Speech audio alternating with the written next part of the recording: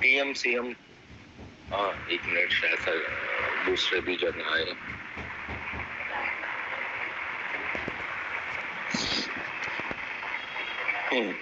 तो कल जहाँ तक पढ़ा था, अब आज उसके आगे हम स्टार्ट करते हैं। TMCM DP को समझ में आया आपको? TMCM DP क्या है? नहीं, इसका TM का नहीं पता मतलब सर। ट्रेडिंग मेंबर, CM का मतलब क्लियरिंग मेंबर और DP का मतलब है डिपॉजिटरी, यानी आपका डीमैट। तो TM का मतलब होता है ट्रेडिंग मेंबर, यानी जो आपकी ब्रोकरेज फर्म होती है, जैसे आप एंजल में या जीरोधा में या जहाँ पे भी आप अपना अकाउंट खोलते हो, तो वो जो कंपनीज होती है जहां आप अपना अकाउंट खोलते हो वो होते हैं ट्रेडिंग मेंबर। क्योंकि एक्सचेंज के अंदर में आप डायरेक्टली ट्रेड नहीं कर सकते, आपको कहीं ना कहीं एक ट्रेडिंग मेंबर की जरूरत पड़ती है, जिसके थ्रू आप अपना अकाउंट ओपन करवाते हो। लाइक जैसे कोई भी है, मोतीलाल है, धन है, फिर उसके बाद जीरोधा है, आप स्टॉक्स है, बहुत सारे ब्रोकर्स हैं। तो जितने भी ये ब्रोकर्स है, ये इन्हीं को ही हम ट्रेडिंग मेंबर बोलते हैं। तो यही है, ये अपना स्टॉक मार्केट में, कमोडिटी मार्केट में सब जगह पे होते हैं, जो इनकी कहीं ना कहीं एक फ्रेंचाइजी लेके रखते हैं एक्सचेंज की। तो जिसके थ्रू इनको बहुत सारे जो रूल्स रेगुलेशन है वो फॉलो करने पड़ते हैं, और उसके बाद ये अपने क्लाइंट को वहां पे ट्रेड करने के लिए एक विंडो प्लेटफॉर्म प्रोवाइड कराते हैं, जिसके थ्रू आप ट्रेड कर पाते हो। क्लियरिंग मेंबर का देखिए, इक्विटी के अंदर में कोई काम नहीं होता। इक्विटी में क्लियरिंग मेंबर, क्लियरिंग कॉर्पोरेशन का कुछ नहीं रहता। ज्यादातर जो देखिए एफ एंड ओ होता है, जैसे फ्यूचर एंड ऑप्शन, तो जो है आपकी तरफ से हर चीज को क्लियर करवाने का काम, जो फ्यूचर और ऑप्शन के कॉन्ट्रैक्ट्स है, कॉन्ट्रैक्ट्स की सही तरीके से क्लियरिंग करवाने का काम, वो होता है क्लियरिंग कॉर्पोरेशन का, यानी जो क्लियरिंग मेंबर होते हैं उनका काम करवाता है। और ये क्लियरिंग मेंबर कोई भी हो सकते हैं, जो डायरेक्ट टीएम होते हैं यानी ट्रेडिंग मेंबर होते हैं, यही लोग क्लियरिंग कॉर्पोरेशन का भी काम उठा सकते हैं, कुछ एक्स्ट्रा देके, मीन्स एक्स्ट्रा डिपॉजिट करवा के। वो बोलते हैं कि हम क्लियरिंग का भी काम करवा सकते हैं। तो वो क्लियरिंग का जो पैसा होता है वो ट्रेडिंग मेंबर को। क्लियरिंग का मतलब क्या होता है कि फॉर एग्जांपल जैसे फ्यूचर एंड ऑप्शन होते हैं, उनके कॉन्ट्रैक्ट्स होते हैं, तो कॉन्ट्रैक्ट्स को सही तरीके से अगर आपने जो सेल किया है या जो आपने बाई किया है वो प्रॉपरली अनदर दूसरे ब्रोकर को गया, जिसने काउंटर पार्टी ने बाई किया, अगर आपने सेल किया तो काउंटर पार्टी ने तो बाई किया होगा, तो वहां वो गया या नहीं गया। या फॉर एग्जाम्पल कि अगर आप कॉन्ट्रैक्ट कहते हैं सेल कर रहे हो और वहां कोई काउंटर पार्टी है, आप डायरेक्ट एक्सचेंज से सेल कर रहे हो और दूसरी कोई काउंटर पार्टी नहीं है, हाँ, तो आपकी कहीं ना कहीं एक ऑब्लिगेशन खड़ी हो गई एक्सचेंज के लिए। तो इस चीज को क्लियरिंग करवाना, इस चीज को सब कुछ देखना, वो काम होता है क्लियरिंग मेंबर का। तो ये क्लियरिंग मेंबर का यही काम है कि फ्यूचर एंड ऑप्शन के अंदर में जो कॉन्ट्रैक्ट्स है वो सही तरीके से सेटल हो जाए। अगर कहीं ना कहीं कह रहते हैं, आप बहुत बार देखे होंगे कि एक्सचेंज के अंदर में आ जाता है कि ये शेयर बैन हो गए हैं, मतलब फ्यूचर के अंदर में ये कुछ स्टॉक्स जो हैं वो बैन लिस्ट में चल रहे हैं। तो इसका मतलब क्या होता है? इसका मतलब यही होता है कि देखिए, फ्यूचर एंड ऑप्शन के अंदर में बहुत सारी चीज ऐसी होती है जिसमें कोई ये नहीं होता इक्विटी मार्केट की तरह इधर आपने बाई किया तो उधर किसी ने सेल भी किया होगा। यहाँ पे भी होता है, यहाँ आप बाई कर रहे हो, कोई ना कोई सेल करता है। लेकिन ऑप्शन के अंदर में और फ्यूचर के अंदर में कई बार होता है कि जो जितने कॉन्ट्रैक्ट्स अवेलेबल होते हैं उससे क्या करते हैं, उसमें क्वांटिटी सेलिंग की बढ़ जाती। मींस देखिए 50-50 नहीं हो पाता, कई बार कहते हैं ऐसा होता है कि 70-80% तक सिर्फ सेलिंग ही रहती है। तो वहां ओपन इंटरेस्ट यानी ऑब्लिगेशन खड़ी हो जाती है, वहां वो जो कॉन्ट्रैक्ट्स है वो ओपन रहते हैं, मतलब वो सेटल्ड नहीं होते। तो उस वजह से जब वो 80% 90% पहुंच जाता है तो एक्सचेंज को क्या करना पड़ता है, कहीं ना कहीं उनको उस चीजों को बैन कराना पड़ता है, कहीं ना कहीं उन कॉन्ट्रैक्ट्स को बैन करना पड़ता है। तो बैन पीरियड के अंदर में आप कोई भी फ्रेश एंट्री नहीं कर सकते फ्यूचर एंड ऑप्शन के अंदर में। सिर्फ और सिर्फ बैन पीरियड के अंदर में जो एग्जिस्टिंग किसी के पास में पोजीशन है वो उसको स्क्वायर अप ही कर सकता है और कुछ नहीं कर सकता। अगर उसके पास में बाई है तो वो सेल कर सकता है, और किसी के पास में सेल है तो वो बाई कर सकता है, और कुछ भी नहीं कर सकता बैन पीरियड में। तो बैन पीरियड कई बार होता है जब हद से ज्यादा किसी कॉन्ट्रैक्ट के अंदर में बहुत ज्यादा बाइंग हो गई हो या बहुत ज्यादा सेलिंग हो गई, मतलब उसका ओपन इंटरेस्ट बहुत ज्यादा बढ़ गया हो। थर्ड होता है डिपॉजिटरी। डिपॉजिटरी आप समझते हो, जैसे अपने इंडिया में दो है, एक एनएसडीएल और दूसरा सीडीएसएल। एक है नेशनल सिक्योरिटी डिपॉजिटरी लिमिटेड और सीडीएसएल है सेंट्रल डिपॉजिटरी सर्विसेज। तो ये दो है, और जबकि सीडीएसएल का तो शेयर भी लिस्ट है अपने, क्योंकि ये कंपनी है, तो ये इनका तो ये अपनी कंपनी का एक शेयर भी एक्सचेंज में लिस्ट करा चुके हैं। तो खैर एनीवेज, तो जब भी आप कुछ बाई करते हो इक्विटी मार्केट में, जब भी आप कोई शेयर खरीदते हो, तो वो कहीं ना कहीं उसको रखने के लिए जगह होनी चाहिए, क्योंकि ये कोई कॉन्ट्रैक्ट नहीं है, ये कहीं ना कहीं आपकी एक सिक्योरिटी है। तो जिस तरीके से आप कोई पैसे का ट्रांजैक्शन करते हो, इवन वो इलेक्ट्रॉनिक फॉर्म में हो, वो पैसे का ट्रांजैक्शन करते हो, तो उसके लिए बैंक अकाउंट खोलना पड़ता है। तो उसी तरह आप शेयर को भी क्या कहते हैं, कहीं ना कहीं पार्क करने के लिए कोई प्लेस चाहिए, तो उसी को हम बोलते हैं डीमेट। तो वो डीमेट में जाके हमारे कहीं ना कहीं वो डीमेट में जाके स्टोर होता है। तो डीमेट के लिए भी कुछ चार्जेस वगैरह रहते हैं। वो चार्जेस तो खैर हम बाद में डिस्कस करेंगे, लेकिन चार्जेस होते हैं। बट कहीं ना कहीं अगर आप शेयर खरीद रहे हो या बेच रहे हो, तो उसको पार्क होने के लिए कहीं ना कहीं एक स्पेस की जरूरत होती है, वो आपका डीमेट होता है। तो और जो भी आपके डीमेट में होता है वो डीमेट होल्डिंग हो गई, उसका एक स्टेटमेंट भी निकलता है। आजकल तो बहुत इजी हो गया है मोबाइल पे देखना कि मेरे क्या कहते हैं, मेरी होल्डिंग्स क्या क्या है, तो वो आपको बस मोबाइल में ही दिख गया, लेकिन एक्चुअल में ना वो आपके डीमेट में क्या कहते हैं एक्चुअली पड़ा रहता है। भले आपको मोबाइल में नॉर्मल दिखे, सब कुछ दिखे, लेकिन वो रियल में आपके डीमेट में पड़ा रहता है।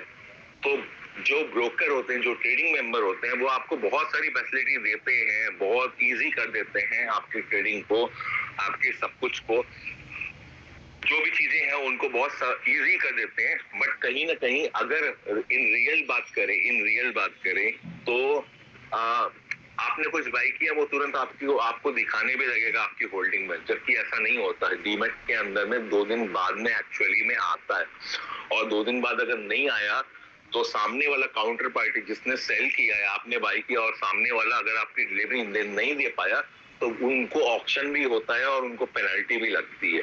बट एक्सचेंज की तरफ से आपको मिल जाता है, क्योंकि आपने पैसे दिए हुए हैं तो आपको मिल ही जाता है।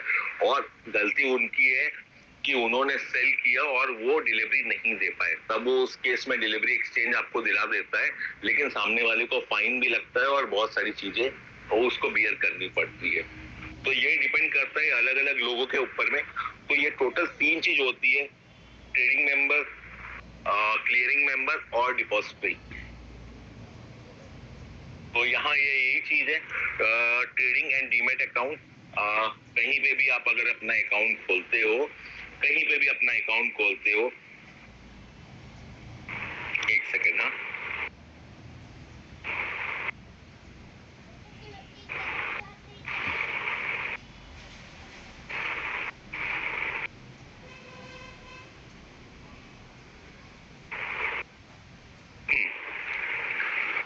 the demat account is used as a bank where share bought and deposit in and where share and sold are taken from। मैंने जैसे आपको बताया, सेम डीमेट बैंक अकाउंट की जैसे ही होता है, जहां पे अपने स्टॉक को आप पार्क कराते हो। और trading account is a use place by और सेल ऑर्डर, जहां से आप अपना अकाउंट खुलवाते हो, जहां से आप बाई और सेल करते हो, वो ट्रेडिंग अकाउंट होता है। लेकिन कोई शेयर जब बाई करते हो और वो आपके कहीं ना कहीं एक अकाउंट में स्टोर होता है, तो वो डीमेट में ही स्टोर होता है। How to choose a trading member और broker? Cheap trading and other transaction charges, like जहाँ पे ब्रोकरेज बहुत कम है।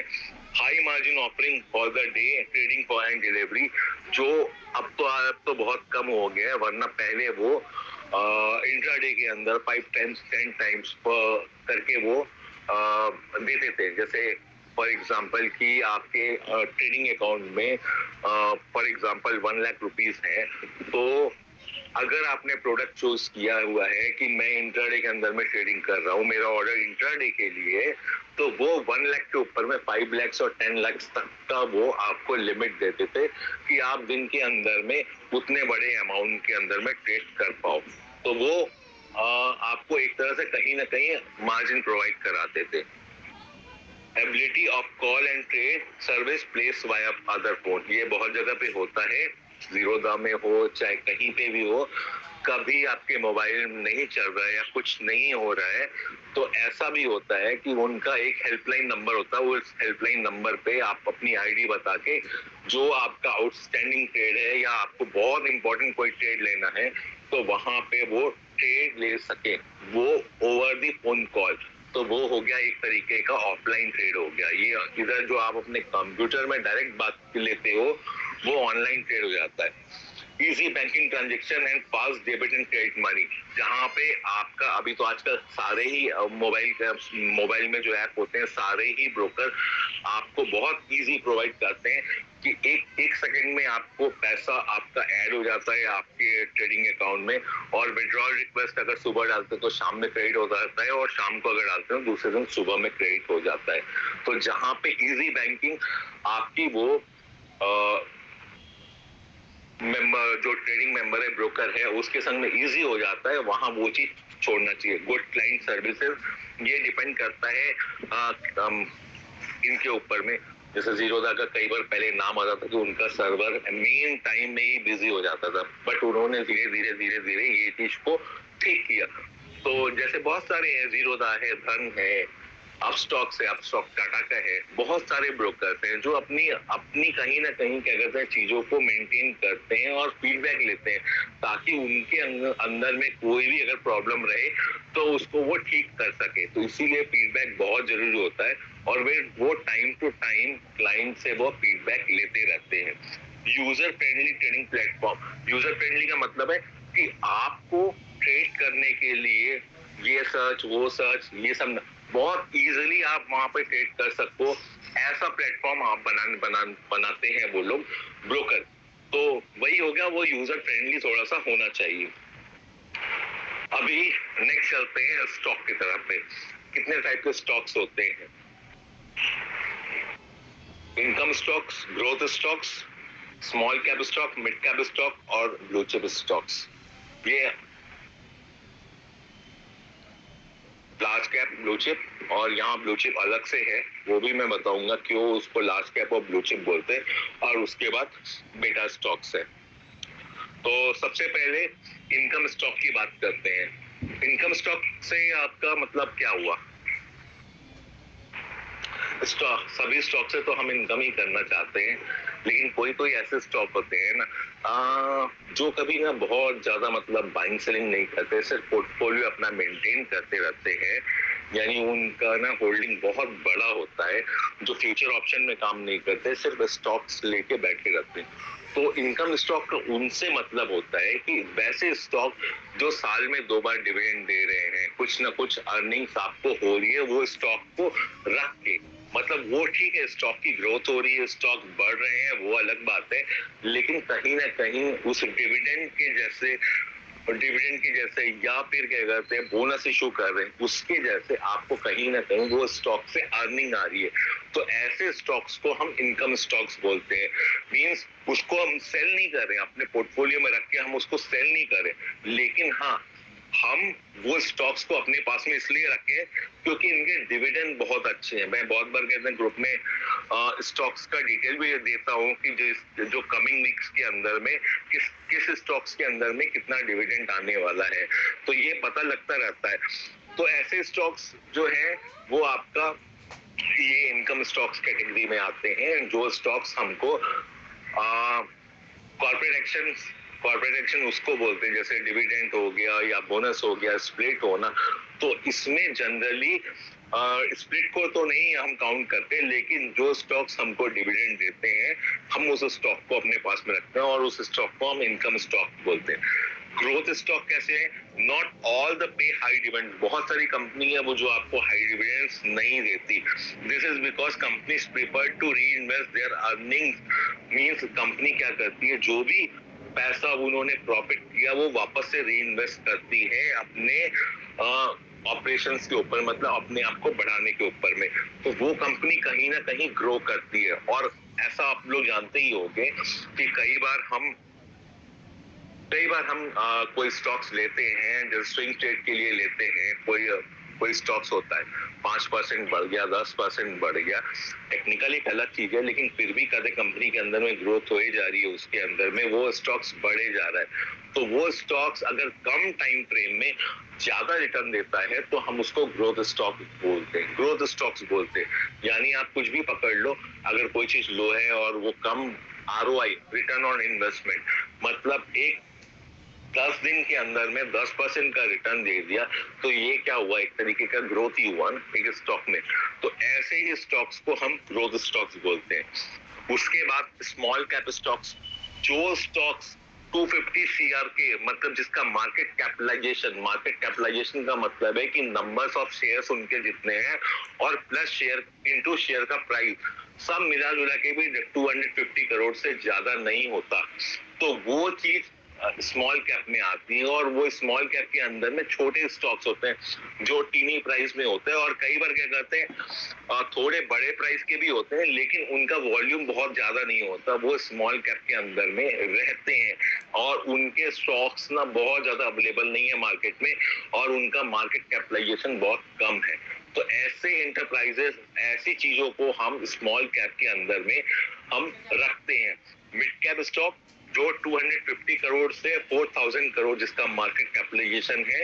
अब मार्केट कैपिटलाइजेशन एक तरीके से समझ लो कि क्या होता है, जितने नंबर्स ऑफ शेयर हैं उनके मार्केट में, फॉर एग्जांपल कि 1 मिलियन है, 1 मिलियन है, 2 मिलियन है, 10 मिलियन है, इनटू उसका जो प्राइस अभी चल रहा है, उनका जो प्राइस चल रहा है करंट में, मान लो 100 रुपए उनका प्राइस चल रहा है, तो नंबर्स ऑफ शेयर्स इनटू जितना उनका प्राइस है, उतने प्राइस को अगर 250 से 4000 CR के अंदर में वो अगर आते हैं तो वो मिड कैप स्टॉक कहलाते हैं। तो मिड कैप स्टॉक के अंदर में बहुत सारे स्टॉक्स आते हैं। मिड कैप स्टॉक्स में इसको एक तरीके से बेबी ब्लू चिप स्टॉक्स भी बोलते हैं, क्योंकि इनका वो नहीं होता। और 4000 CR के ऊपर में जितने भी कहते हैं मार्केट कैपिटलाइजेशन होता है, वो सारे लार्ज कैप के स्टॉक्स में आते हैं और उनको ब्लू चिप भी बोलते हैं। तो ब्लू चिप के अंदर में बड़ी कंपनी होती है, जैसे टाटा है, रिलायंस है, ICICI है, एक्सिस बैंक है, HDFC है, बहुत सारी जो वेल नोन जिसको हम बोलते हैं, जो कि टॉप निफ्टी 50 में आती है, तो वो आ जाते हैं लार्ज कैप के स्टॉक्स। तो इनके अंदर में परफॉर्मेंस भी बहुत रहती है और ये बहुत जल्दी गिर भी जाते हैं और बहुत जल्दी बढ़ भी जाते हैं। तो अगर कभी कोई क्या कहते हैं कुछ होता है मार्केट के अंदर में, आप देखोगे कि हाँ अगर मार्केट रेड है तो इन 50 शेयर्स में ही देखोगे कि इसके अंदर में ही ज्यादातर मंदी आई।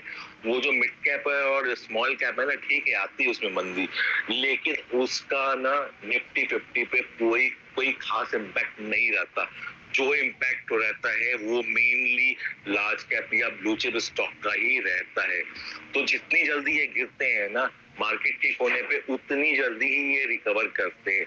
तो इसीलिए ना फॉर एग्जांपल कि अभी कोई बहुत ओल्ड है और वो बोलता है कि मुझे म्यूचुअल फंड करना है, और कोई एक ऐसा है जो थोड़ा सा यंग है, थोड़ा मतलब यंग से थोड़ा सा ज्यादा बड़ा है, मतलब एज अराउंड 38-40 के आसपास में है। तो दो लोग है, एक जो जिनकी एज अराउंड 75 के आसपास में, एक जिनकी एज 45 के आसपास की एज है। तो वो दो लोग अगर आते हैं, अगर वो दो लोग ने पूछा कि कौन कौन सा क्या करते हैं मुझे म्यूचुअल फंड करना चाहिए, तो जिनकी एज बहुत ज्यादा है उनको हम ब्लू चिप स्टॉक जो फंड होते हैं, ब्लू चिप स्टॉक के जो फंड्स हैं, वो फंड्स का म्यूचुअल फंड उनको हम बता सकते हैं। और जिनकी एज बहुत थोड़ी कम है, 45 है, क्योंकि वो वेट कर सकते हैं, उनके लाइफ में ज्यादा टाइम है, तो हम उनको मिड कैप फंड्स के अंदर में हम अट्रैक्ट कर सकते, क्योंकि वो वेट कर सकते, ये वेट नहीं कर सकते, इनको इमीडिएटली रिटर्न चाहिए। वो ग्रोथ के संग में धीरे धीरे क्या करते हैं वो रिटर्न ले सकते हैं, क्योंकि उनके पास में टाइम है, इनके पास में टाइम थोड़ा कम है अकॉर्डिंग टू एज। तो इसीलिए इनको रिटर्न जल्दी देना पड़ता है, उनको रिटर्न थोड़ी देर के बाद में भी दिया तो चलता है। तो डिपेंड करता है कैसा एज है, कैसा कहते हैं सिचुएशन है, उसके ऊपर में। तो मोस्टली जिनकी मार्केट कैपिटलाइजेशन बहुत बड़ी होती है, बहुत बड़ी होती है। उन स्टॉक को हम लार्ज कैप स्टॉक बोलते भी हैं। तो इसी का ही है large cap. These are stocks well stabilized companies where stable earnings. These companies have a lower liabilities like a debt. मतलब ये कंपनियां कैसी है, इन पे डेब्ट यानी इन पे जो कर्ज वगैरह है, यानी इन पे जो इनको लोन वगैरह है, बहुत कुछ डेब्ट है, ये बहुत कम रहता है। और ये कंपनी आपको रेगुलर डिविडेंड्स भी पे करती है। तो ये ब्लू चिप कंपनियां एक तरीके से इनकम स्टॉक्स में भी आ जाती है, और एक तरीके से blue chip stock are consider safe and stable. They are name after the blue coloured chip in the game of poker. तो ब्लू इसलिए बोला जाता है कि पोकर के अंदर में जो ब्लू है वो क्या कहते हैं, ब्लू चिप जो है वो हमेशा सेफ एंड स्टेबल है। तो इसमें मैंने क्यों बोला कि ये अगर गिरते हैं ना तो जल्दी से बढ़ भी जाते हैं, क्योंकि ये ऐसी कंपनीज होती हैं जिनके अंदर में अगर मैंने लिया हुआ है तो ये हमेशा हमेशा मुझे कुछ ना कुछ इनकम देती। और मार्केट खराब होने पे अगर सबसे जल्दी कोई गिरता है तो यही कंपनीज गिरती हैं। और लेकिन जरा सा ये मार्केट ठीक होता है तो सबसे पहले यही कंपनी ही आपको रिकवर करके फटाक से क्या करते हैं, आपको रिटर्न दे देती है। तो बहुत सारे लोग हैं मेरे जैसे, आप जैसे बहुत सारे लोग हैं जो इन सब कंपनीज के अंदर में काम करते हैं। हम इनके ऑप्शंस में काम करते हैं, हम इनके कहते हैं स्टॉक्स में काम करते हैं, हम इनके फ्यूचर्स में काम करते हैं। तो ये सब कंपनियों की कुछ क्राइटेरियाज होते हैं जो निफ्टी 50 और फ्यूचर मार्केट के लिए डिपेंड करते हैं। तो जिसकी वजह से ये सारी कंपनीज अपने निफ्टी 50 और फ्यूचर मार्केट के लिए सेलेक्ट होती हैं। उसके बाद बीटा स्टॉक्स। बीटा स्टॉक्स आप उनको भी समझ लो। आप ईटीएफ जानते हो? ईटीएफ,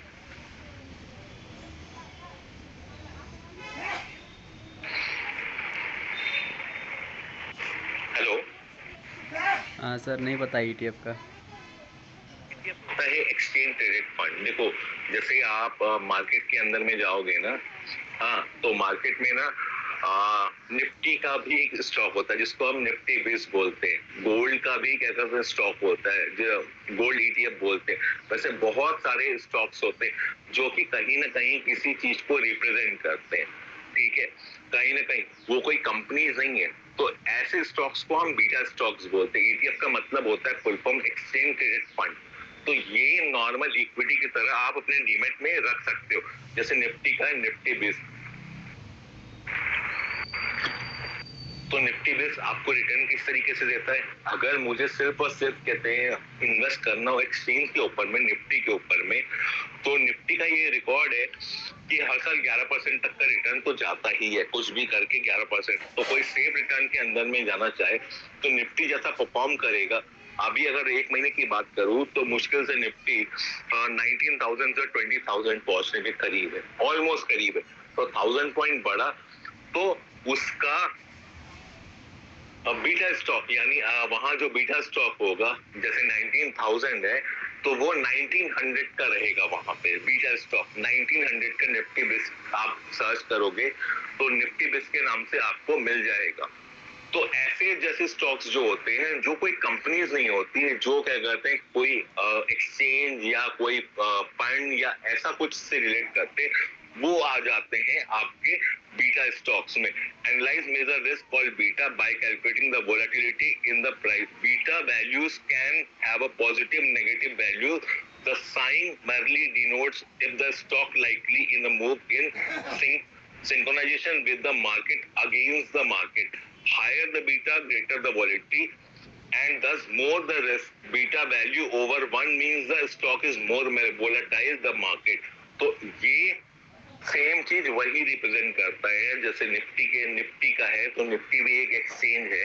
हाँ, अगर जो भी एक्सचेंज ट्रेडेड फंड होते हैं इनके अंदर में वोलेटिलिटी बहुत कम होती है, लेकिन अगर बहुत थोड़ी सी भी अगर इसके अंदर में मूवमेंट हुए तो वहां वोलेटिलिटी आपकी बढ़ जाती है।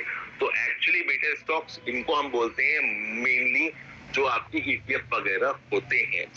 तो कभी भी आप सर्च करना इसके अंदर में अपने टर्मिनल के अंदर में, अपने ऐप के अंदर में, तो आपको निफ्टी बिस गोल्ड ईटीएफ, बहुत सारे क्या करते हैं ईटीएफ आपको मिलेंगे और बहुत सारे ईटीएफ ऑलरेडी मार्केट के अंदर में आईसीआईसीआई बैंक के हैं, बहुत सारे बैंक के ईटीएफ यहाँ पे ट्रेड करते हैं, लेकिन जनरली हम उनको सर्च नहीं करते, जनरली हम उसमें ट्रेड नहीं करते। और बहुत सारे ऐसे होते हैं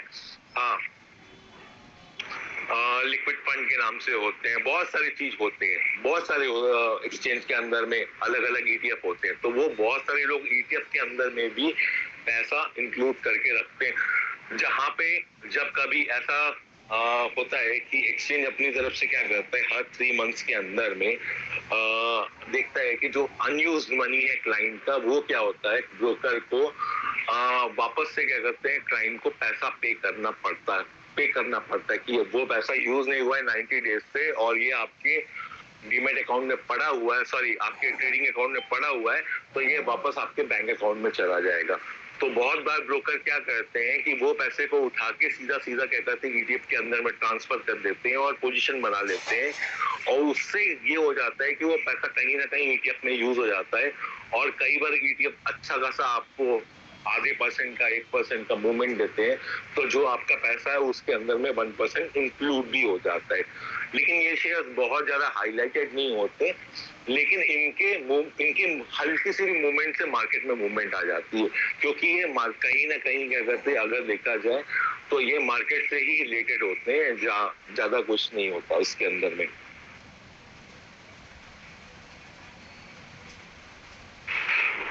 और जो है एक है साइक्लिकल स्टॉक और एक है डिफेंसिव स्टॉक। मैं पहले एक डिफेंसिव स्टॉक को बताता हूँ। आईटीसी आप जानते हो ना, आईटीसी स्टॉक्स, आईटीसी हो गया, फिर उसके बाद और कौन से स्टॉक्स हैं, अब तो एसबीआई निकल गया। ये वैसे स्टॉक्स है ना डिफेंसिव स्टॉक, ना ये बहुत ज्यादा गिरते हैं, नहीं ना बहुत ज्यादा बढ़ते, ये एक रेंज के अंदर में चलते रहते हैं कि 150 रुपए के बढ़ते और 150 रुपए के अंदर में गिरते हैं। आज से 6 साल पहले भी देखा तो वही रेट है, अभी भी देखा तो वही रेट, ऑलमोस्ट उसके पास ही है। चलो एसबीआई जो है वो थोड़ा सा बढ़ गया, लेकिन बहुत ज्यादा नहीं बढ़ा। एसबीआई को मैं 2016 में देखता था, तब एसबीआई क्या कहते हैं मुझे 300-350 का दिखता था, आज 2006 से आज 2023 हो गया, अभी भी एसबीआई क्या कहते हैं वो बहुत कुछ खास नहीं बढ़ा है। तो ये सब कैसे हो गए ना डिफेंसिव स्टॉक, मतलब इसके अंदर में अगर आपने अपना पैसा लगाया हुआ है तो आपको इस बात का डर रहेगा नहीं कि हाँ मेरा पैसा लूज हो सकता है, और ये चीज की भी खुशी नहीं रहेगी कि नहीं है मेरा पैसा बहुत ज्यादा बढ़ गया।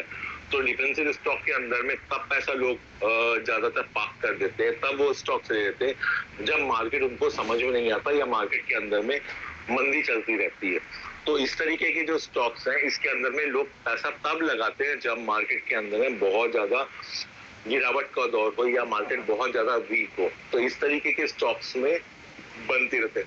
साइकिल स्टॉक कैसा है जो इसके ऊपर, ये स्टॉक कभी आपने क्या कहते हैं देखते थे पहले क्या बजट, रेल बजट अलग होता था, नॉर्मल बजट अलग होता था। रेल बजट 2 दिन पहले होता था और नॉर्मल बजट 2 दिन बाद होता था।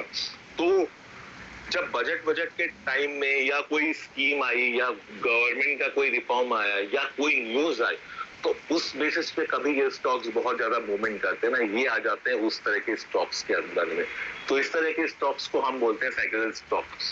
तो जो किसी न्यूज बेस पे या जिनको कहीं कोई प्रोजेक्ट मिला हुआ है, कुछ हुआ है, तो वो आ जाते हैं इस तरीके के स्टॉक्स के अंदर में, और कुछ नहीं रहता। ये भी कहीं ना कहीं बाकी mid cap, small cap, large cap के अंदर में भी आता है। ये नॉर्मल स्टॉक जैसे अपने सब होते हैं वैसे ही स्टॉक्स रहते हैं, लेकिन कोई न्यूज या ऐसा कुछ रहता है तो उस पर ये ज्यादा बढ़ते हैं। लेकिन खासकर इसको हम कैटेगराइज इस तरीके से कर सकते हैं, जब रेल बजट आता है, बहुत कुछ रहता है, तब इस तरह के स्टॉक्स के अंदर बहुत ज्यादा मूवमेंट होती है। और बहुत सारे ऐसे भी स्टॉक्स हैं जो रिलेटेड टू कहते हैं आपका अर्गो होते हैं, यानी एग्रो जो होते हैं, जो आपके इससे होते हैं। तो बजट वगैरह आता है तो बजट के टाइम में बहुत ऐसे स्टॉक्स होते हैं जो परफॉर्म करते हैं या गिर जाते हैं, तो वो उस टाइप के स्टॉक्स कहलाते हैं। हेलो, हाँ किशन जी। हाँ बोलिए सर। ये आपको क्लियर हुआ? हाँ हो गया क्लियर सर। ठीक है। हम अब स्टॉक्स कैटेगरी में आते हैं। आप कभी इसके अंदर में देखते हो, जब आप कुछ बाई करते हो, कुछ सेल करते हो, हाँ, तो आपके वहां स्टॉक्स के अंदर में क्या लिख के आता है, कैटेगरी कुछ लिख के आता होगा। देखो आपके ना वहां पे कभी भी आप चेक करना, जब आप कुछ बाई करोगे या कुछ सेल करोगे, तो वहां पे कैटेगरी ना हमेशा EQ लिख के आएगा, और कोई कैटेगरी नहीं आएगा, क्योंकि आप जो नॉर्मल आप बाई कर रहे हो, सेल कर रहे हो, वो हमेशा इक्विटी से रिलेटेड है। तो इसलिए हमेशा EQ आता है, it stand for equity in series intraday trading is possible addition to delivery. आप उस दिन मेरे वहां पे आए थे घर पे, तब मैंने एक कैटेगरी बताई थी बी, जिसको हम T2T बोलते हैं। T2T means trade to trade. ये ऐसे होते हैं ना जिसके अंदर में इंट्राडे आपका अलाउ नहीं होता। अगर आज आपने बाई कर लिया ना, तो T+2 के अंदर में ही आप इसको सेल कर पाओगे। इंट्राडे के अंदर में नहीं पॉसिबल है कि आज लिया और आज का ही सेल कर दिया। अगर आप वो कोशिश करते भी हो, तो भी इसमें आपकी जो ब्रोकरेज है, सब कुछ है, वो सब कुछ एज अ डिलीवरी ही माना जाएगा। मींस ये स्टॉक पहले आपके अकाउंट में डीमेट में आएगा T+2 में, और T+2 में फिर ये डीमेट से निकल भी जाएगा। तो ये इंट्राडे की तरह आपका काउंट नहीं होगा। ये नॉर्मल आपका T2T, ट्रेड टू ट्रेड ऐसे स्टॉक। तो ट्रेड टू ट्रेड ऐसे स्टॉक्स क्यों होते हैं, जिसके अंदर में ऐसा करने की जरूरत क्यों पड़ती एक्सचेंज को? ऐसे बहुत सारे स्टॉक्स हैं जो ऑपरेटर मैनिपुलेट करते हैं, जिसके अंदर बहुत ज्यादा वोलेटिलिटी होती है, जिसके कारण नॉर्मल इक्विटी रिटेलर्स को भी और बहुत जन को प्रॉब्लम हो जाती है। तो जब बहुत ज्यादा वोलेटिलिटी बढ़ जाती है, तो उन स्टॉक को एक्सचेंज बी कैटेगरी में डाल देता है, कभी कभी बाद में वापस उसको EQ डाल देता है। लेकिन कई बार ऐसा होता है, कुछ स्टॉक्स को ऑपरेटर जो होते हैं वो पकड़ लेते हैं और मिसप्राइसिंग से प्राइस को ऊपर और नीचे ले जाते हैं। तो उसकी वजह से भी आपका वोलेटिलिटी बहुत जनरेट हो जाती है, और स्टॉक के अंदर में हाई चांसेस होता है कि आपका स्टॉप लॉस ट्रिगर हो जाए और बहुत ऊपर चला जाए। तो आप उसको टिक नहीं कर सकते कि उसके अंदर में वो उसका टेक्निकल भी है, वो बहुत सारी चीजें हैं, वो ऑपरेटर उसको वो कर देते हैं, खराब कर देते हैं। तो इसके लिए फिर उसकी वोलेटिलिटी कम करने के लिए एक्सचेंज क्या करता है, उस स्टॉक्स को कुछ दिन के लिए बी में डाल देता है। उसके बाद वो एक आती है category BL। This series is facilitating block deals, जो जैसे मैंने कल एक बताया था, हाँ, कि कुछ बड़ी डील होती है, तो उस कैटेगरी के स्टॉक्स वहां पे सिर्फ उनके विंडोज के लिए वो उस समय कैटेगरी वहां पे BL होती है, यानी उतने स्टॉक्स वो उनको पहले से बताना होता है एक्सचेंज को कि मैं ब्लॉक डील कितने शेयर्स में करने वाला हूँ। तो जो अपने जो उनका विंडोज होता है, टर्मिनल होता है, हाँ, उसके अंदर में जो वो ट्रेड करते हैं, उनकी कैटेगरी वहां पे BL आती है। तो ये सुबह 9:15 से 9:50 के बीच में ही विंडो रहता है जनरली। 9:15 में जब अपना मार्केट खुलता है, 9:15 से 9:50 के बीच में ही रहता है। दिन भर ब्लॉक डील नहीं चलती, लेकिन एक पर्टिकुलर टाइम तक ही रहती है। तो ये टाइम है स्पेशल विंडो, जस्ट 35 मिनट्स का होता है मॉर्निंग में, जिसके अंदर में 9:50 में होती है। उसके बाद आ जाता है BT। The series provide an exit route to small investor having share the physical form with the cap maximum 500 shares. Means उनके पास में ये थोड़ा सा ट्रिकी है, मतलब बहुत लोग आप देखोगे कि जो पुराने हैं, वो जो ट्रेडिंग वगैरह नहीं करते, उनके पास में फिजिकल फॉर्म में शेयर्स पड़े हुए रहते हैं। उसको अगर आप नॉर्मल क्या कहते हैं, इलेक्ट्रॉनिक फॉर्म में करवाते हो, तो वो हो जाता है आपका डीमेटलाइजेशन। तो जब जब वो कॉन्ट्रैक्ट को इलेक्ट्रॉनिक फॉर्म में करवाते हैं, तो वो आपके शेयर्स में आ जाते हैं। और यहाँ पे जो चीज है BT, the series provide an exit route to small investor having shares in the physical form with the cap of maximum 500 share. जो छोटी इन्वेस्टर है, जो जिनके पास में मैक्सिमम 500 शेयर के अलावा 500 शेयर से ज्यादा नहीं है, और उनके पास में फिजिकल फॉर्म में, लेकिन वो उनको बेचना चाहते हैं। मैं ये इसको कोई डीमेट नहीं करवाना चाहता, मुझे ये स्टॉक को बेच देना है, बस मेरे पास में जो फिजिकल कॉन्ट्रैक्ट है, ये मेरा 500 शेयर का है, मैं ये 500 शेयर को बेचना चाहता हूँ। तो वो उनकी हेल्प ब्रोकर ही करते हैं। तो ऐसी कैटेगरी कहते हैं आपकी BT में आती है। उसके बाद हो गया GC। This series allows the government securities or treasury bill to be trade under the category. ये हमारे रिलेटेड नहीं है, ये जनरली जो गवर्नमेंट रिलेटेड जो बॉन्ड्स और ये सब ट्रेड्स होते हैं जो कंपनी बाई करती है या सेल करती है, तो उनकी भी एक विंडो होती है, उनका भी ऑनलाइन प्लेटफॉर्म होता है जहां पे इस तरह के बॉन्ड्स और ये सब जो होते हैं ये रिलेटेड टू गवर्नमेंट, ये आपकी जीसी कैटेगरी में आते हैं।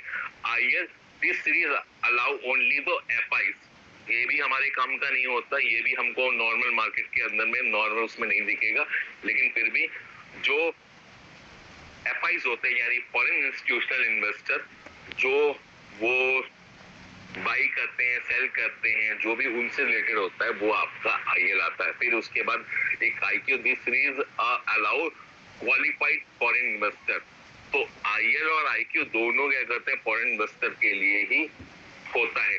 This series allows qualified foreign investor to trade in companies without the prior approval of the depository, जहां पे वो पहले कुछ नहीं क्या कहते हैं, जो कंपनियों के वो पहले कोई अप्रूवल नहीं रहते डिपॉजिटरी का, जस्ट केवल वो ट्रेड करते हैं एज अ, तो वो आपके आईक्यू आ जाते हैं। अब आईक्यू और आईएल में अंतर क्या है, देखो जैसे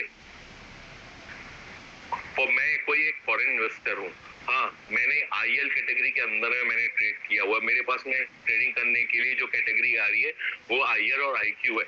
आईएल के अंदर मैंने ट्रेड किया हुआ है, मैंने जो अपना डीमेट रखा हुआ है कि नहीं मुझे अपने पास में स्टोर रखना है, उसकी अप्रूवल मैंने क्या करते हैं वहां से एक्सचेंज से ली हुई है। और आईक्यू कैसा है कि मैंने कोई अप्रूवल ली नहीं है, जस्ट मैं ट्रेड कर रहा हूँ, तो उसके लिए ये कैसा हो गया कि एज अ इंट्राडे और एज अ डिलीवरी, जैसे अगर हम कभी ट्रेड करते हैं तो जब हम ऑर्डर लगाते हैं तो वहां हमको चूज करना पड़ता है, एक एमआईएस होता है, एक नॉर्मल डिलीवरी होता है। तो नॉर्मल डिलीवरी का मतलब है कि हम वो स्टॉक्स को ले रहे हैं और डिलीवरी के अंदर में रखेंगे, और एमआईएस का मतलब क्या होता है कि हम सेम डे के अंदर में इसको 315 के पहले पहले इसको हम काट देंगे।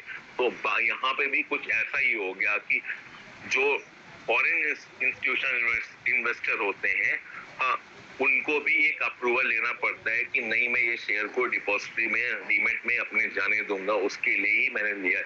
और विदाउट इन्फॉर्मिंग डिपॉजिटरी अगर मैं कोई ट्रेड कर रहा हूँ तो वो आपका जाके आईक्यू सीरीज में आता है।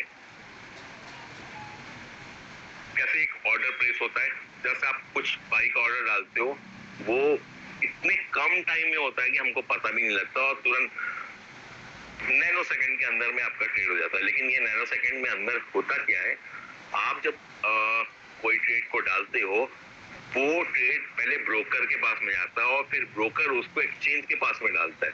Broker send it to exchange, और एक्सचेंज क्या करता है, उसका काउंटर पार्टी, यानी अगर आप बाई कर रहे हो तो उसका काउंटर पार्टी कोई सेल होगा, वो प्राइस आपका मैच करना चाहिए। एक्सचेंज कंफर्म द ब्रोकर, और ब्रोकर आपको कंफर्म करता है, और फिर वो तुरंत आपका इतने इलेक्ट्रॉनिक फॉर्म में इतने नैनो सेकंड में ही हो जाता है, इतनी जल्दी हो जाता है कि वो आपको पता भी नहीं लगता कि कब हुआ। लेकिन इतना सारा प्रोसेस उसके बीच में होता है, इतना सारा प्रोसेस होता है। जब आप कुछ बाई या सेल करते हो, तो कोई भी ऑर्डर लगाते हो, तो कुछ भी अगर ऑर्डर लगाना हुआ बाई करने का, सेल करने का, तो ये ब्रोकर और एक्सचेंज को इतने सारे प्रोसेस करने पड़ते, 3-4 प्रोसेस करने पड़ते।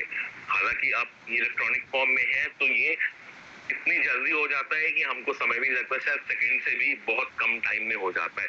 और लेकिन कई बार ऐसा होता है कि हम लिमिट प्राइस डालते हैं तो टाइम लगता है, क्योंकि लिमिट प्राइस डालने में जरूरी नहीं है कि जो मार्केट में रेट चल रहा हो हम वही प्राइस डालें। फॉर एग्जांपल कि अगर हम कोई ऑप्शन बाई कर रहे हैं, उसका ऑप्शन का प्राइस है 35.50, मैंने लिमिट डाला है 35। अब जब तक उस ऑप्शन का प्राइस, जब तक वहां कोई सेलर 35 में आके सेल नहीं करेगा, तब तक क्या कहते हैं आपका ऑर्डर मैच नहीं होगा, तब तक आप बैठे रहो। जब 35 तक रेट आएगा तब आपका ऑर्डर मैच होगा और आपका ट्रेड हो जाएगा। तो ये चीज होती है जब आप लिमिट प्राइस में कोई चीज डालते हो। तो आप का मतलब क्या हुआ, जब आप कोई चीज खरीदते हो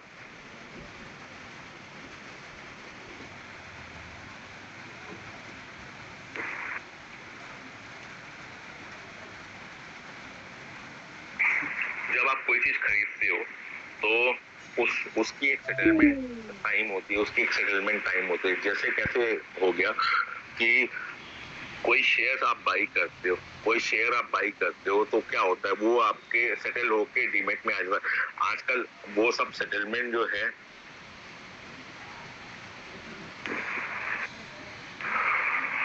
जो आपका सेटलमेंट है, आजकल कैसा होता है कि मैं कुछ बाई करता हूँ, वो इमीडिएटली मेरे होल्डिंग के अंदर में दिखाई देता है। ये ब्रोकर आपको फैसिलिटी देता है कि हाँ सब कुछ स्मूथ है और सब कुछ है, लेकिन बिहाइंड द सीन ये ऐसा चीज नहीं रहता। जब आप कोई शेयर नॉर्मल इक्विटी में बाई करते हो तो एक्सचेंज की तरफ से उसकी डिलीवरी T+2 में आती है। T+2 का मतलब हुआ, T मतलब ट्रेडिंग और +2 का मतलब होता है 2 दिन और, यानी मैंने अगर आज कुछ बाई किया तो परसों उसकी डिलीवरी मेरे डीमेट में मुझे आएगी, परसों जाके उसकी डिलीवरी मुझे मेरे डीमेट में आएगी। तो यहाँ पे कुछ इस तरीके से ही होता है। यहाँ पे आप देखिए purchase custodian, seller broker, purchase broker, वहाँ एक क्लियरिंग हाउस जो होता है उनका भी काम होता है, स्टॉक एक्सचेंज का भी काम होता है, मार्केट मेकर्स का भी काम होता है, और उसके बाद CDSL और NSDL का भी काम होता है, शेयर पर्ची और शेयर सेलर। तो ये सब कुछ वहाँ डायग्राम बना हुआ है कि जब आपकी डिलीवरी होती है तो इसमें कितने कितने लोग इन्वॉल्व होते हैं। रजिस्ट्रार स्टॉक ट्रांसफर एजेंट वो अलग होता है, उसके अंदर में जब कोई फिजिकल होता है। इलेक्ट्रॉनिक में ऊपर की ये दोनों मेगाकॉप और रजिस्टर ये क्या कहते हैं आपके, ये वहां पे काम नहीं करते। मेनली ये लोग काम करते हैं ये दोनों जब आपका फिजिकल फॉर्म में होता, और ये पुराना चीज है, जब फिजिकल में होता तब ये दोनों होते थे। लेकिन फिर भी मैंने स्लाइड में इसलिए रखा है कि समझने में इजी हो, एटलीस्ट आप फाउंडेशन जान जाओ बेसिक में कि जब आप एक शेयर परचेज करते हो, कुछ भी परचेज करते हो, चलो मैं एक फ्यूचर एंड ऑप्शन की बात करता हूँ। पता है फ्यूचर एंड ऑप्शन भी अगर आप कुछ बाई या सेल करते हो ना तो इमीडिएटली वो आपके पास में नहीं आता है वो T+1 में। लेकिन आज के टाइम में इलेक्ट्रॉनिक इतना फास्ट हो गया, इतना सब कुछ हो गया कि वो आपके ब्रोकर लिस्ट आपके ऐप में तुरंत दिखा देता है कि हाँ ये मैंने लिया है, ये मैंने बेचा है, इवन ये मेरे पास में पड़ा हुआ है। तो इसलिए आपको उससे कोई रिलेटेड कोई प्रॉब्लम नहीं होती। लेकिन बिहाइंड द बैक जो आपके पीछे कैलकुलेशन होती है, जो ब्रोकर्स को करनी पड़ती है, वो इक्विटी के लिए T+2 रहता है और आपका F&O के अंदर में T+1 होता है। कभी आप देखोगे जब सेटलमेंट हॉलीडे होता है या बैंकिंग हॉलीडे होता है तो एक्सचेंज की तरफ से नोट आता है कि आज जो बाई किया हुआ है उसको आप कल सेल नहीं कर सकते, आप परसों ही सेल कर सकते हो। तो ऐसा क्यों होता है, इसके पीछे यही है कि फॉर एग्जाम्पल अगर मैंने आज कुछ बाई किया और कल मैंने सेल किया तो T+2 में वो मेरे पास में आएगा, और उस जैसे मैंने कल सेल किया तो उसका T+2 में वो मेरे पास से जाएगा, यानी मेरे पास में आना और मेरे पास में जाना। तो जब सेल तुम कल नहीं कर सकते, क्यों?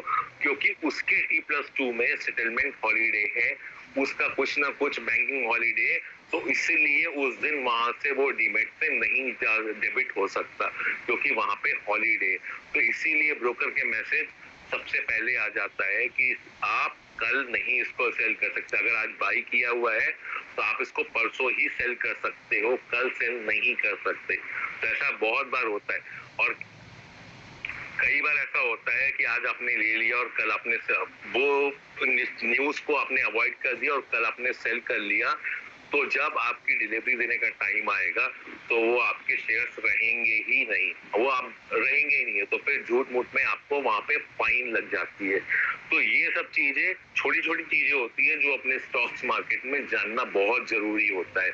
हम ठीक है आज पास सब कुछ करना चाहते हैं, हम ऑप्शन में ट्रेड करते हैं, हम सब कुछ करते हैं, लेकिन ऐसी बहुत छोटी छोटी चीजें हैं जो अपने स्टॉक मार्केट के अंदर में हमको जाननी चाहिए, जिससे कहीं ना कहीं क्या कहते हैं, मुझे अगर वो कभी इंफॉर्मेशन आ रही है तो वो इंफॉर्मेशन से मैं कंफ्यूज ना हूँ, वो इंफॉर्मेशन का मुझे मतलब पता होना चाहिए। आखिर क्यों मुझे बात किया जा रहा है कि कल मैं सेल नहीं कर सकता। तो ये सारी चीजें वहाँ हमको पता रहनी चाहिए। देखिए इसमें ज्यादा कुछ नहीं, जस्ट ये बेसिक है। हाँ, इसमें बहुत ज्यादा टाइम भी नहीं मैं आपका लेने वाला, लेकिन ये छोटी छोटी इंफॉर्मेशन अगर आपको पता है तो कल जैसे जब आप ट्रेड कर रहे हो, सब कुछ कर रहे हो, तो इसके अंदर में आपको ये इंफॉर्मेशन सब पता रहने से क्या होगा कि कोई भी इंफॉर्मेशन आई तो वो मुझे पता है कि अगर कोई भी वहां पे चीज आ रही है तो ये मुझे पता है कि हाँ मुझे ये करना है। मार्केट टाइमिंग और इनका सेटलमेंट, तो अपना normal equity market, equity derivatives market 9:15 से स्टार्ट होता है, 3:30 में जाके खत्म होता है। डेली सेटलमेंट T+2 में होता है नॉर्मल इक्विटी में, और ये सेटल होता है अगेंस्ट शेयर। इक्विटी डेरिवेटिव्स आपका डेली सेटलमेंट रहता है T+1 में, और ये सेटल होता है cash settle in Indian rupees. Means इसके सेटलमेंट में ये कॉन्ट्रैक्ट होता है, इसके सेटलमेंट में आपको दूसरा कुछ वहां पे शेयर नहीं होना, वो सीधा सीधा कैश के अंदर में आपका सेटल होता है। उसके बाद कमोडिटी मार्केट MCX 9 से रात को 11:30 बजे मैंने कल बताया था, और एक NCDX है जिसमें एग्रो प्रोडक्ट ट्रेड होते हैं, गेहूं, चना, बाजरा, ये सब जो ट्रेड होता है वो आपका सुबह 9 बजे से लेके शाम को 5 बजे तक रहता है। इसका भी T+1 में, क्योंकि इसके भी एक्सचेंज में सिर्फ और सिर्फ यहाँ कोई इक्विटी नहीं है, सिर्फ और सिर्फ फ्यूचर ट्रेडिंग होती है इस मार्केट में, कमोडिटी मार्केट में।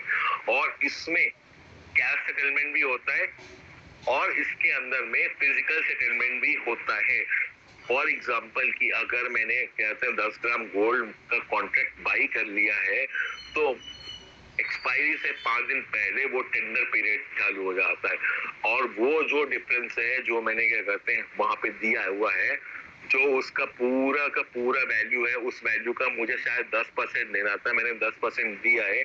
और टेंडर पीरियड के अंदर में अगर आपको फिजिकल सेटलमेंट चाहिए तो वो वैल्यू का पूरा पैसा आप वहां पे दे दो, और एक्सचेंज आपका एड्रेस लेके आपको उसके अगेंस्ट में रियल जो है वो फिजिकल रियल जो है वो आपको डिलीवर करेगी। तो ये यहाँ पे अलग से ये होता है, फिजिकल सेटलमेंट भी होता है। और वैसे आप अगर पूछ सकते हो NCDX के में गेहूं, चना, जा ऑफकोर्स होता है, उसका फिजिकल सेटलमेंट भी, तो बोरी बोरी कहते हैं भर के रख लो।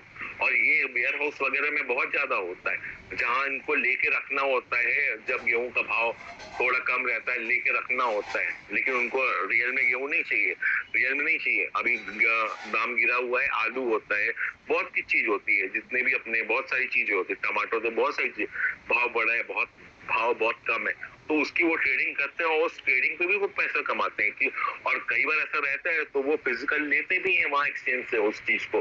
तो फिजिकल के अंदर में 2 काउंटर पार्टी होती है, एक खरीदने वाली, एक बेचने वाली। तो वो अगर कहते हैं ये सब कुछ टेंडर पीरियड के अंदर में काम कर रहे हैं, तो एज अ फिजिकल सेटलमेंट कि अगर टेंडर पीरियड के अंदर में सेल किया हुआ है तो उतनी मुझे डिलीवरी देनी पड़ेगी एक्सचेंज को। तो वहां टेंडर पीरियड के अंदर में मैंने अगर सेल किया है तो जरूर ऐसा होगा कि टेंडर पीरियड में किसी ने बाई भी किया होगा, तो वो मुझे फिजिकल सेटलमेंट देनी पड़ेगी। ये चीज आपकी कमोडिटी में आती है। उसके बाद करेंसी डेरिवेटिव्स, जो कि सुबह 9 बजे चालू होती है और 5 बजे बंद होती है, इनकी भी सेटलमेंट है, वो डेली सेटलमेंट जो है वो T+1 में होती है, और एक्सपायरी के टाइम में ये T+2 में सेटल होती है, और ये सेटल होता है आपका इंडियन रुपीज में, जो आपका उसमें है, कोई फिजिकल नहीं, कुछ नहीं।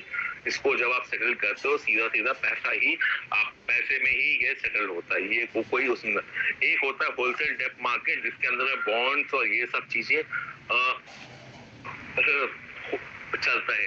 तो ये सुबह 9 बजे से चालू होता है, शाम को 5 बजे बंद होता है। इसकी भी T+2 में सेटलमेंट होती है, और ये settlement against the security, means चाहे तो अगर उसको सेटल करवा के आपके पास में शेयर्स है या बॉन्ड्स है या डिबेंचर्स है, गवर्नमेंट अप्रूव कुछ भी चीजें हैं, तो वहां पे उस चीज के में भी सेटल करवा सकते हैं। रिटेल डेप मार्केट 9 to 5, ये भी कुछ सेम ही है, आपका वहाँ होलसेल है, ये रिटेल है। तो इसमें भी गवर्नमेंट बॉन्ड्स और सिक्योरिटीज होती है, जो छोटे फॉर्म में अगर किसी को कर लेना है तो ये भी सुबह 9 बजे से लेके 5 बजे तक होता है। डेली सेटलमेंट T+2 में होता है, और ये भी सेटलमेंट जो है वो अगेंस्ट द सिक्योरिटी होता है, इसमें कोई कैश सेटलमेंट नहीं होता। Timing of Indian market, normal time 9:15 से 3:30 है। नॉर्मल टाइम जैसे जो मार्केट का टाइम होता है 3:30 होता है, जिसके अंदर में नॉर्मल हम बाइंग सेलिंग सब कुछ करते हैं, जहाँ पे पोजीशन मैच होती है, मेरा कुछ बाई करना रहता है, मेरा कुछ सेल करना रहता है। लेकिन आपको पता है सुबह 9 बजे ही मार्केट स्टार्ट हो जाता है, लेकिन उस सेशन को हम प्री ओपनिंग सेशन करते हैं, जहाँ पे हम ऑर्डर तो लगा सकते हैं, लेकिन ऑर्डर रियल टाइम पे वहां पे कहते मैच नहीं होंगे। रियल टाइम में सब कुछ सिर्फ हम ऑर्डर प्लेस कर सकते हैं, और कई बार तो कई ऐसे ब्रोकर है जो आपको प्री ओपनिंग सेशन में कहते हैं वो आपको अलाउ ही नहीं करेंगे कुछ करने के लिए, प्री ओपनिंग में अलाउ ही नहीं करेंगे।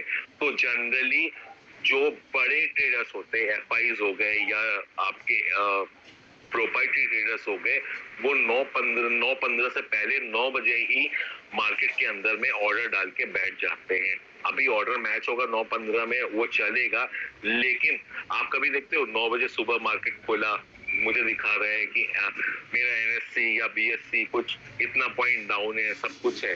तो ये सब चीजें क्या कहते हैं वो ऑर्डर डालने से ही होती है, क्योंकि अब जैसे गैप अप हो गया, गैप डाउन हो गया, तो ये 9 बजे ही मुझे पता लग जाती। तो जो बड़े ट्रेडर्स होते हैं, प्रोप्राइटरी ट्रेडर्स या क्या कहते हैं एफआईज होते हैं, ये पहले से ही ऑर्डर डाल के, नॉर्मल रिटेल ट्रेडर को ये अलाउ नहीं होता कि 9 बजे से लेके प्री ओपनिंग मार्केट में वो ट्रेड डाल सके। रिटेल ट्रेडर को ये अलाउ होता है कि अगर उनकी पर डिलीवरी जो उन्होंने लिया है 3:15 से पहले, वो इंट्राडे के अंदर में स्क्वायर करना भूल गए, फॉर एग्जांपल कि मैंने आज दिन में सेल कर दिया और मैं उसको 3-3:30 से पहले उसको स्क्वायर करना भूल गया, मेरा अब शॉर्ट हो गया, जबकि मेरे पास में क्या करते हैं डीमेट में मेरे पास में वो कोई शेयर ही नहीं है, वो तो मैंने जस्ट इंट्राडे के लिए लिया था, लेकिन 3:30 के पहले मैं भूल गया। तो पोस्ट क्लोजिंग मार्केट में एक ऑप्शन रहता है कि जितना मेरी डिलीवरी शॉर्ट हुई है उतना आप डाल के रख दो, अगर कोई मैच का आ गया पोस्ट सेशन में तो आप वहां पे ऑप्शन से बच जाओगे, पेनल्टी से बच जाओगे, क्योंकि आपका ऑर्डर मैच हो जाएगा। ये इसका चांस 10%, 15% या 20% ही मैक्सिमम होता है, मैक्सिमम 20%, लेकिन 80% केस में नहीं होता। कोई शेयर्स ऐसे होते हैं जब कभी हो जाए, तो ये आपका लक है कि पोस्ट क्लोजिंग सेशन में आपका मैच हो जाए। अगर नहीं मैच होता तो फिर वो आपको पेनाल्टी और ऑप्शन लगेगा ही लगेगा, जहां पे आपको उस शेयर का 20% तक पेनाल्टी एंड ऑप्शन आ जाता है उसके प्राइस के ऊपर में।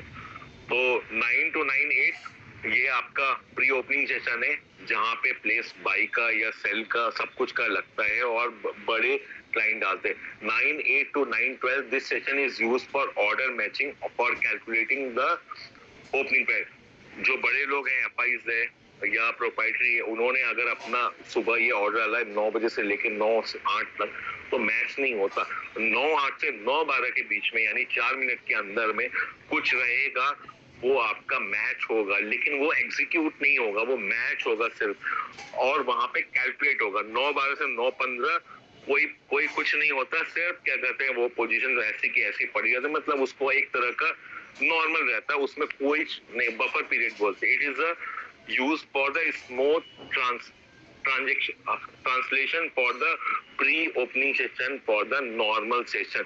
मतलब ये आपका 9:12-3 होता है सब कुछ स्मूथ करने के लिए, ताकि 9:15 से सब कुछ वो चेक करते हैं कि हाँ 9:15 से मार्केट चालू होना चाहिए, सब कुछ सर्वर चेक होता है, सब कुछ चेक हो जाता है कोई चीज स्टार्ट होने से पहले, तो ताकि ये 9:15 से ही आपका स्मूथली मार्केट चालू हो सके। उसी तरह मैंने पोस्ट क्लोजिंग बताया, तो पोस्ट क्लोजिंग जो है इसके अंदर में भी कुछ चीजें अगर छूट गई हैं, तो post closing session 3:40 to 4 PM रहता है, जिसमें आप ये पोजीशन डाल लो।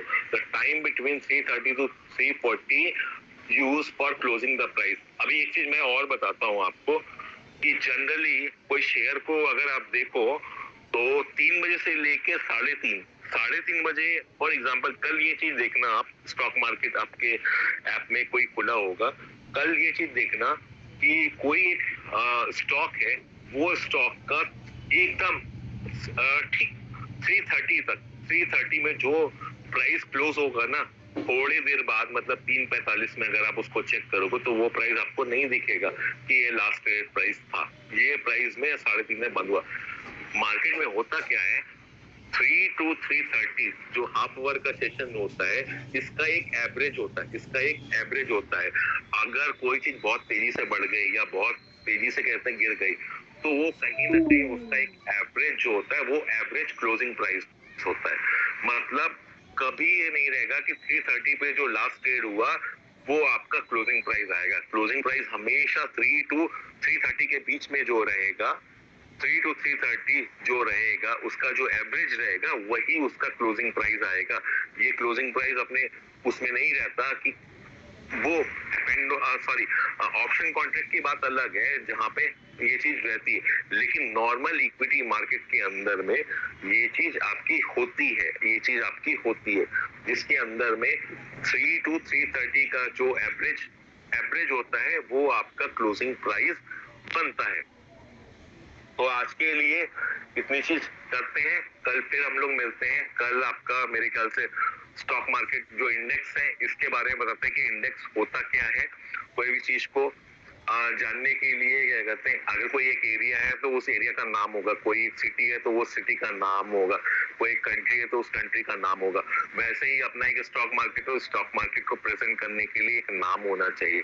तो कहीं ना कहीं क्या कहते हैं, इसके ऊपर में और डिटेल में कल हम बात करेंगे कि ये इंडेक्स होते क्या है और इंडेक्स के अंदर में ट्रेडिंग होती है, और वो इंडेक्स को हम क्या क्या बोलते हैं, किस नामों से बोलते हैं। तो ये कल हम और ग्लोबल मार्केट में और ग्लोबल मार्केट की जो टाइमिंग है, ये सब हम कल पढ़ेंगे। तो आज के लिए मैं आपसे विदा रहता हूँ। अगर आपका कोई क्वेश्चन है तो आप पूछ सकते हो।